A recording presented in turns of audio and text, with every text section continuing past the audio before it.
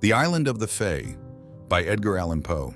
La musique, says Marmontel in those Contes moraux, which in all our translations we have insisted upon calling moral tales, as if in mockery of their spirit.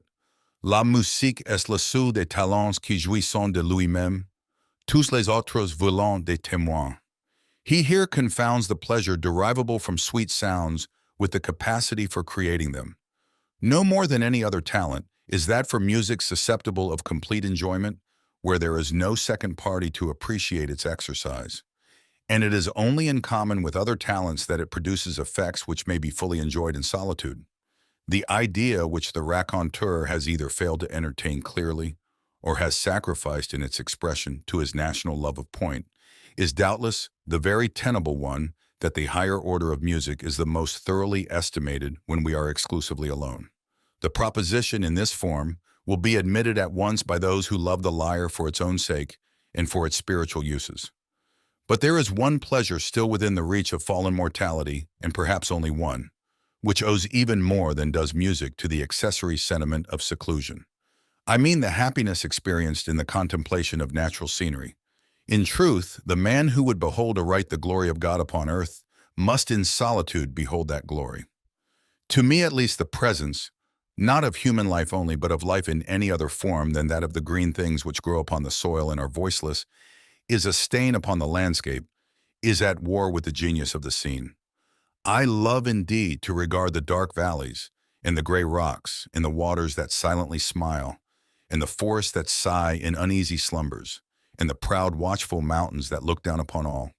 I love to regard these as themselves but the colossal members of one vast animate and sentient whole, a whole whose form, that of the sphere, is the most perfect and most inclusive of all, whose path is among associate planets, whose meek handmaiden is the moon, whose mediate sovereign is the sun, whose life is eternity, whose thought is that of a god, whose enjoyment is knowledge, whose destinies are lost in immensity, whose cognizance of ourselves is akin with our own cognizance of the animalculae which infest the brain, a being which we, in consequence, regard as purely inanimate and material, much in the same manner as these animalculae must thus regard us. Our telescopes and our mathematical investigations assure us on every hand, notwithstanding the cant of the more ignorant of the priesthood, that space, and therefore that bulk, is an important consideration in the eyes of the Almighty. The cycles in which the stars move are those best adapted for the evolution, without collision, of the greatest possible number of bodies.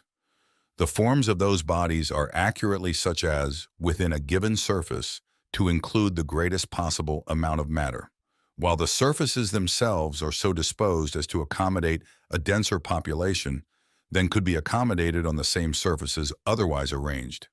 Nor is it any argument against bulk being an object with God that space itself is infinite, for there may be an infinity of matter to fill it. And since we see clearly that the endowment of matter with vitality is a principle, indeed, as far as our judgments extend, the leading principle in the operations of deity, it is scarcely logical to imagine it confined to the regions of the minute, where we daily trace it, and not extending to those of the august. As we find cycle without end, yet all revolving around one far distant center, which is the Godhead, may we not analogically suppose in the same manner life within life, the less within the greater, and all within the Spirit divine? In short, we are madly erring, through self-esteem, in believing man, in either his temporal or future destinies, to be of more moment in the universe than that vast clod of the valley which he tills and contemns, and to which he denies a soul for no more profound reason than that he does not behold it in operation. These fancies, and such as these, have always given to my meditations among the mountains and the forests, by the rivers and the ocean, a tinge of what the everyday world would not fail to term fantastic. My wanderings amid such scenes have been many and far-searching, and often solitary, and the interest with which I have strayed through many a dim, deep valley, or gazed into the reflected heaven of many a bright lake, has been an interest greatly deepened by the thought that I have strayed and gazed alone. What flippant Frenchman was it who said in allusion to the well-known work of Zimmermann that La solitude est une belle chose, mais il faut quelqu'un pour vous dire que la solitude est une belle chose? The epigram cannot be gainsaid, but the necessity is a thing that does not exist. It was during one of my lonely journeyings, amid a far distant region of mountain locked within mountain, and sad rivers and melancholy tarn writhing or sleeping within all, that I chanced upon a certain rivulet and island. I came upon them suddenly in the leafy June, and threw myself upon the turf beneath the branches of an unknown odorous shrub, that I might doze as I contemplated the scene. I felt that thus only should I look upon it. Such was the character of phantasm which it wore. On all sides, save to the west, where the sun was about sinking, arose the verdant walls of the forest. The little river which turned sharply in its course, and was thus immediately lost to sight, seemed to have no exit from its prison, but to be absorbed by the deep green foliage of the trees to the east, while in the opposite quarter, so it appeared to me as I lay at length and glanced upward, there poured down noiselessly and continuously into the valley a rich golden and crimson waterfall from the sunset fountains of the sky. About midway in the short vista which my dreamy vision took in, one small circular island, profusely verdured, reposed upon the bosom of the stream. So blended bank and shadow there that each seemed pendulous in air.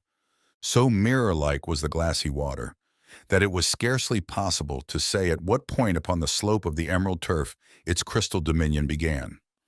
My position enabled me to include in a single view both the eastern and western extremities of the islet, and I observed a singularly marked difference in their aspects. The latter was all one radiant harem of garden beauties. It glowed and blushed beneath the eyes of the slant sunlight, and fairly laughed with flowers. The grass was short, springy, sweet-scented, and asphodel interspersed. The trees were lithe, mirthful, erect, bright, slender, and graceful, of eastern figure and foliage with bark smooth, glossy, and party-colored. There seemed a deep sense of life and joy about all, and although no airs blew from out the heavens, yet everything had motion through the gentle sweepings to and fro of innumerable butterflies that might have been mistaken for tulips with wings. The other or eastern end of the isle was whelmed in the blackest shade. A somber, yet beautiful and peaceful gloom here pervaded all things. The trees were dark in color and mournful in form and attitude, wreathing themselves into sad, solemn, and spectral shapes that conveyed ideas of mortal sorrow and untimely death. The grass wore the deep tint of the cypress, and the heads of its blades hung droopingly, and hither and thither among it were many small, unsightly hillocks, low and narrow and not very long, that had the aspect of graves, but were not, although over and all about them the rue and the rosemary clambered. The shade of the trees fell heavily upon the water, and seemed to bury itself therein, impregnating the depths of the element with darkness.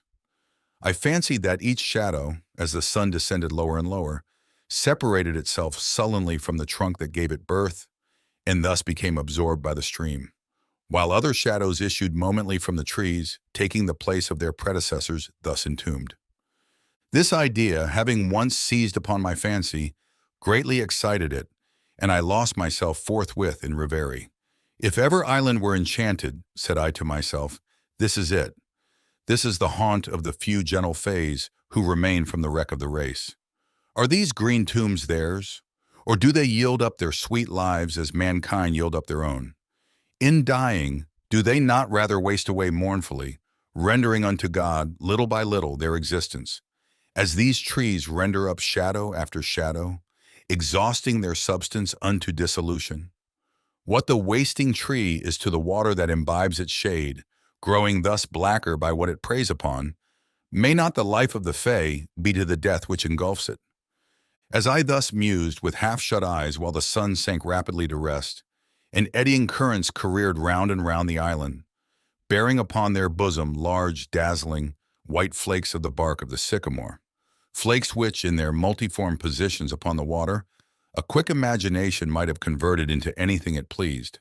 While I thus mused, it appeared to me that the form of one of those very fays about whom I had been pondering made its way slowly into the darkness from out the light at the western end of the island. She stood erect in a singularly fragile canoe and urged it with the mere phantom of an oar. While within the influence of the lingering sunbeams, her attitude seemed indicative of joy, but sorrow deformed it as she passed within the shade. Slowly she glided along, and at length rounded the islet and re-entered the region of light. The revolution which has just been made by the Fae, continued I, musingly, is the cycle of the brief year of her life. She has floated through her winter and through her summer. She is a year nearer unto death, for I did not fail to see that as she came into the shade, her shadow fell from her, and was swallowed up in the dark water, making its blackness more black. And again the boat appeared, and the Fae, but about the attitude of the latter there was more of care and uncertainty, and less of elastic joy. She floated again from out the light and into the gloom, which deepened momently, and again her shadow fell from her into the ebony water, and became absorbed into its blackness. And again she made the circuit of the island, while the sun rushed down to his slumbers. And at each issuing into the light there was more sorrow about her person, while it grew feebler and far fainter and more indistinct. And at each passage into the gloom there fell from her a darker shade, which became whelmed in a shadow more black. But at length when the sun had utterly departed, the Fae, now the mere ghost of her former self, went disconsolately with her boat into the region of the ebony flood. And that she issued thence at all I cannot say, for darkness fell over all things, and I beheld her magical figure no more.